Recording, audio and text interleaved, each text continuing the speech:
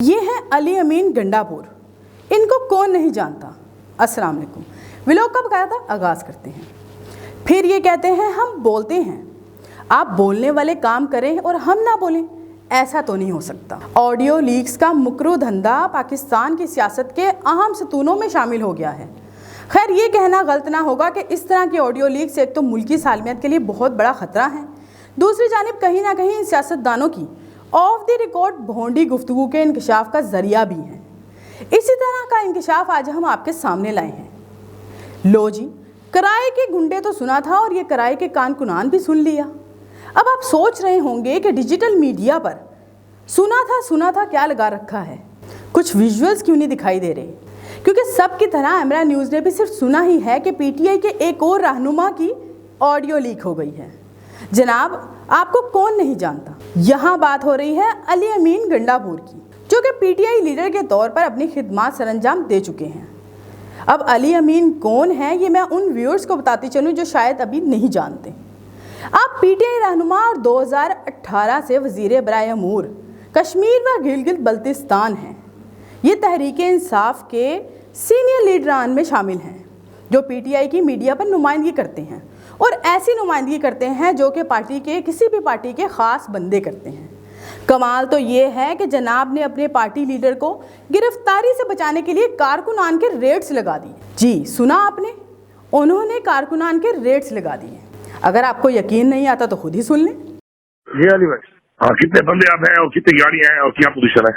میں نے کیا پالپور والے تقریباً 10 کے یوتھ کے لڑکے آئے تھے، ان کی گاڑی نہیں ہے، 2 گاڑی میں نے منگوائی ہے 24 ہزار پہ 2 دن کے لیے، آنا جانا ہر چیز اس پہ ہوگی، گاڑی پہ ہوگی۔ ٹھیک ہے، اب 10 گاڑی والے ٹنکیاں فل کر دی ہے اور وہ کتنا 10,000 روپے ایڈوانس دینا ہے 2 دن کا؟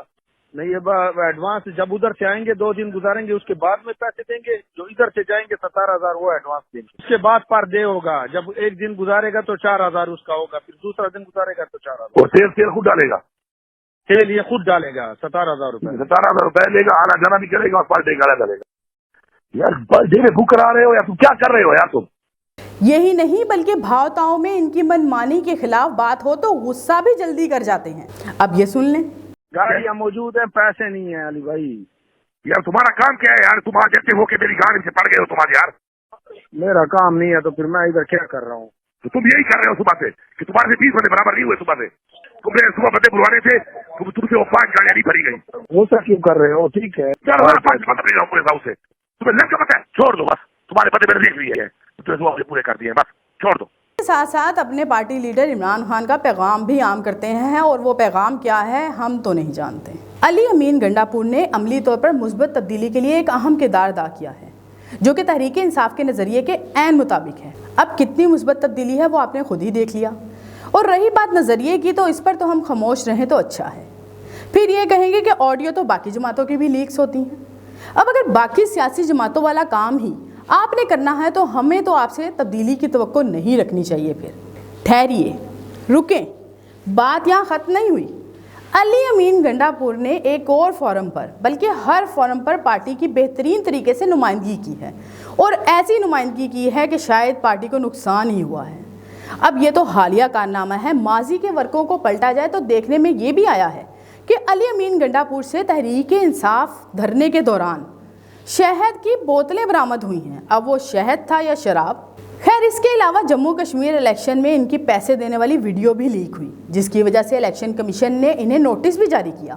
بلکہ الیکشن کمیشن کے مطابق تو ان کی تقاریر میں عموماً ان الفاظ کا چناؤ ہوتا ہے جو نہایت ہی گھٹیا قسم کے ہوتے ہیں، بلکہ جس سے امن و امان کی صورتحال کو بھی خطرہ لاحق ہے۔ اس کے علاوہ آزاد کشمیر الیکشن میں ایک تقریر کے دوران وہ منہ پر جوتا بھی کھا چکے ہیں۔ اب دیکھنے کی بات یہاں پر اس لیے کی گئی ہے کیونکہ یہ آپ ویڈیوز میں دیکھ سکتے ہیں۔ سچ ہے، پاکستان کی اس انصاف پارٹی سے کوئی بھی توقع کی جا سکتی ہے۔